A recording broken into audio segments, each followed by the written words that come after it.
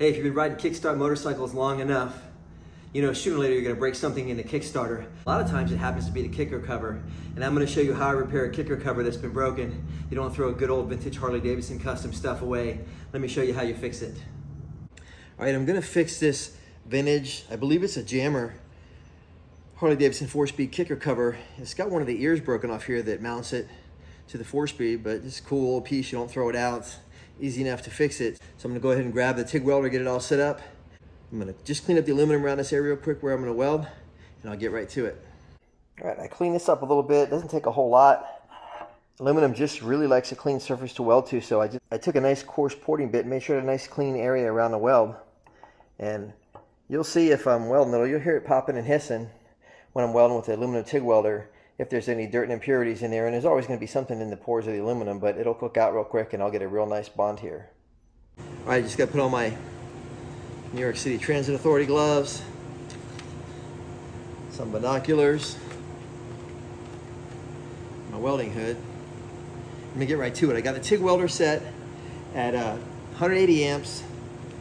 Should be plenty of heat to cook into this, and what I'll do is I'll burn into a little bit before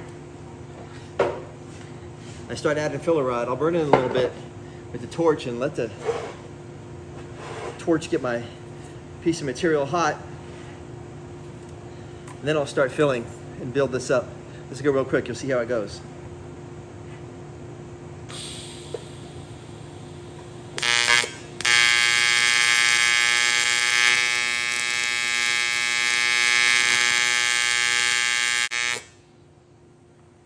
All right, what I've done there is I just put a little bit of heat into that area local. Like the rest of it's not hot. I don't even feel the heat in my hand yet through the glove. It's gonna get hot enough to where I can't even pick it up. But I've got a little bit of heat put into it now. And any impurities that might have been over there are gonna cook off. Now I'll start adding some filler rod.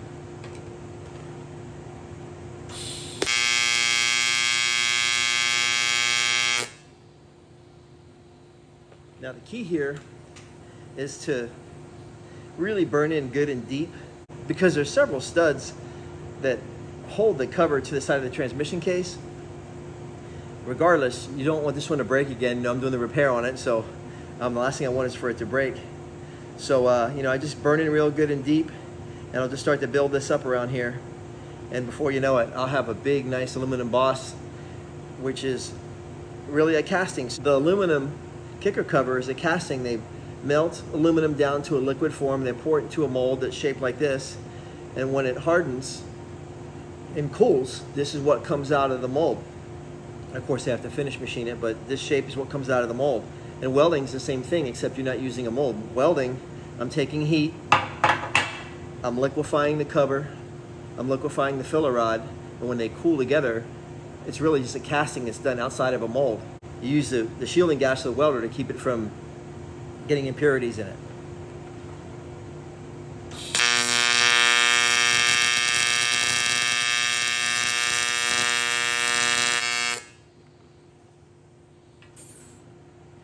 All right, so in just a few short minutes, I can show you how I've started to build it up on the front side. I haven't really burned it in on the back side yet, but I'll flip it over and burn it in there too. But I'm already starting to fill over the hole that was there and build up this rounded area so that I'll be able to come in, shape it, finish it out, drill that hole for the stud, and slip this right onto the gearbox.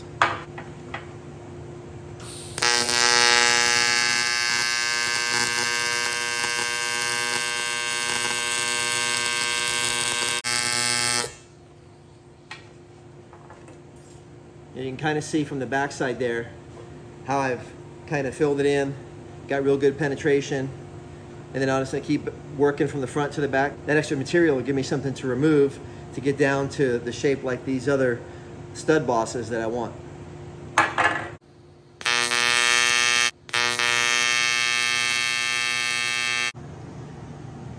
All right, as I mentioned to you, I just had to build up a lot of material around where this was completely broken off. Now this piece is too hot for me to even hold with a glove right now. It's just really, really hot all over because I put so much heat into it.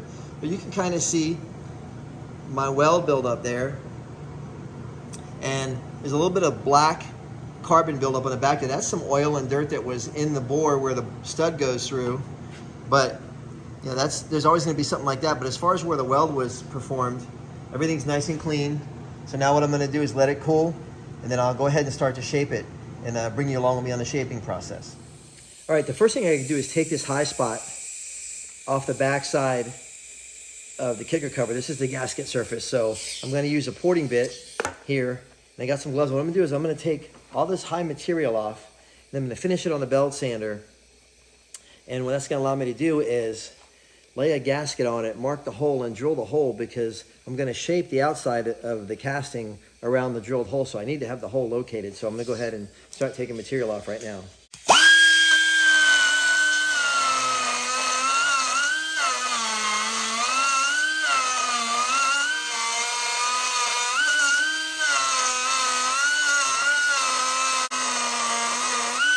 Now, I would normally do this in my Bridgeport milling machine, but I'm doing it this way because I realize a lot of you might have the means to weld it, but you may not have a Bridgeport milling machine. So I'm just using a porting bit on a straight die grinder, and go ahead and take this material down.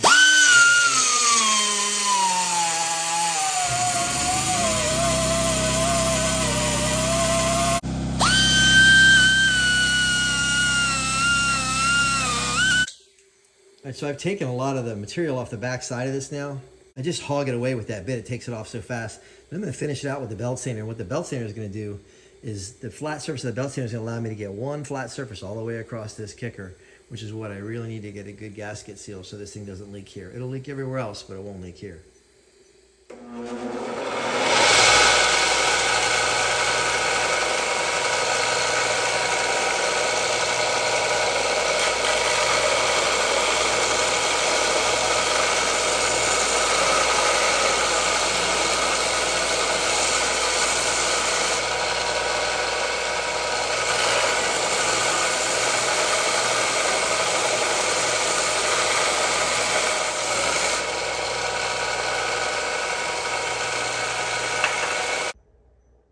All right, here's the back side of the weld now. From the front, I still haven't done any shaping or material removal yet, but on the back, I've got my whole surface cleaned so that it's flat from that belt sander, and I can lay my gasket up against here now, mark where this hole is going to be, drill it. I can shape the outside piece of the casting here so that it radially follows the hole that I drill. Okay, so I'm going to locate this hole by putting a gasket on it. I'm going to use a few bolts just to gasket for moving around on me to make sure I have it centered so that I get my best location possible. And I'm just going to take and mark this with a ink Zol marker.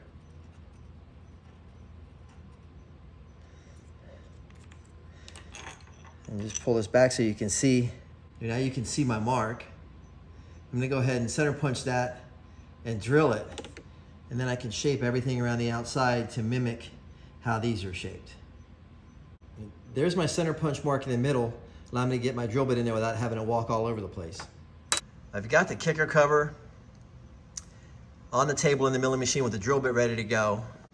I use these two step wedges from my clamping kit to get everything level so my hole goes in straight. So I'm gonna go ahead and drill this out for you now.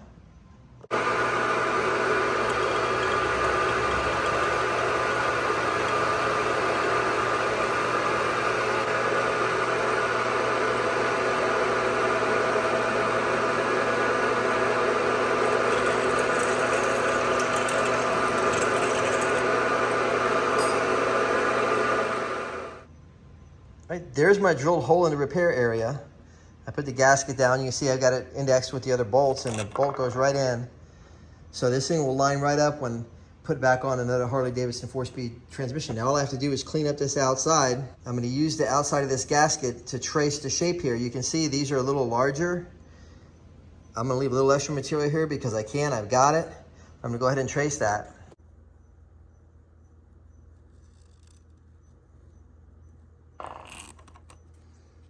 Now I can mimic that shape and kind of get a general idea of how it's going to look when I'm done, but I had to put all that extra material on there just to build this up.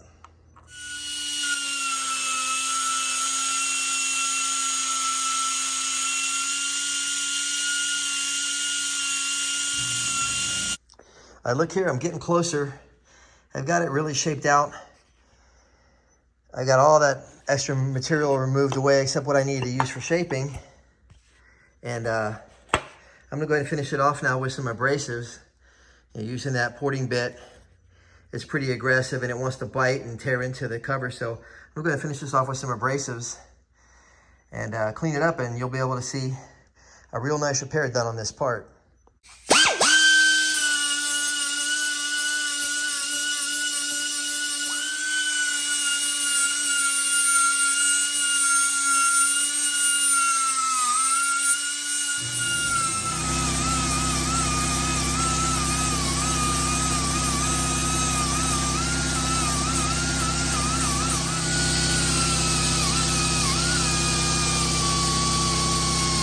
All right, so I got the weld repair done. You can see from the back side, it's really good. From the front, it looks really good too. I built a little extra material up. It's a little higher than the other ones, but you know, I want it to be nice and strong. I want it to last forever. I'd rather have the other ones break and mine hold solid, so it's a little bit higher. But you see a little bit of weld repair and some shaping goes a long way. Got a really nice part. Always trying to show you how to keep these old machines on the road. An old Harley Davidson always loves a little bit of welding.